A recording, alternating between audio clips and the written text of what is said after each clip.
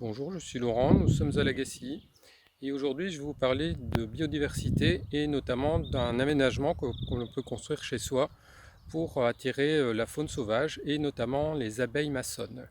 Les abeilles maçonnes font partie de la catégorie des abeilles solitaires et ce que je vous propose de voir aujourd'hui, c'est l'élaboration d'un sandarium. Un sandarium, c'est donc un aménagement qui est construit à base de sable avec des cailloux, du bois, quelques plantes à mettre autour, etc., etc., afin d'attirer ces insectes et de leur permettre de s'épanouir et de trouver surtout des habitats. De quoi vais-je avoir besoin pour mettre en place ce sandarium?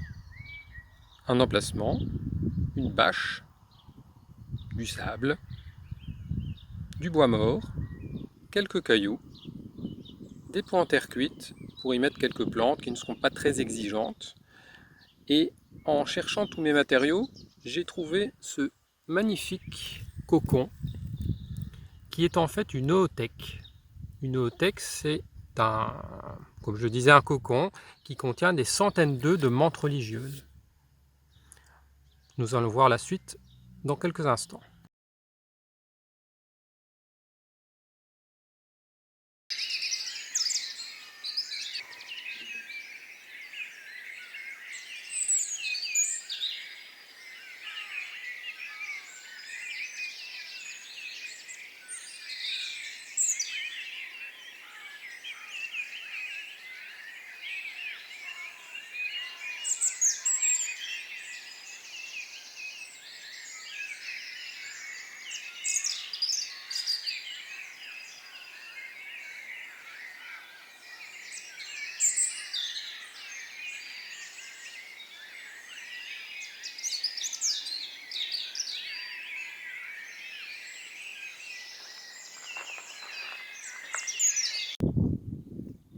Et voilà le sandarium terminé.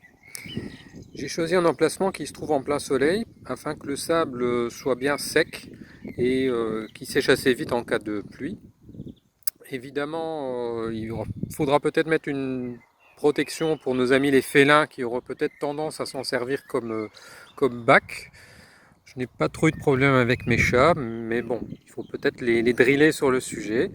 Ensuite, ce que j'ai rajouté aussi, comme on peut le voir, c'est une petite écuelle avec de l'eau, car les abeilles ont bien sûr besoin de boire aussi, et un caillou pour éviter qu'elles ne se noient. Donc si elles tombent dans l'eau ou si elles se retrouvent dans l'eau pour une raison X ou Y, eh bien elles peuvent toujours nager jusqu'au caillou, s'y faire sécher et puis repartir.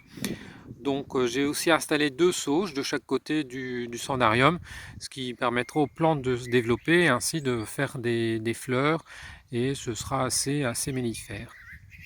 Voilà, donc j'espère que cette réalisation vous a plu et que ça vous inspirera peut-être pour en faire une chez vous. À bientôt!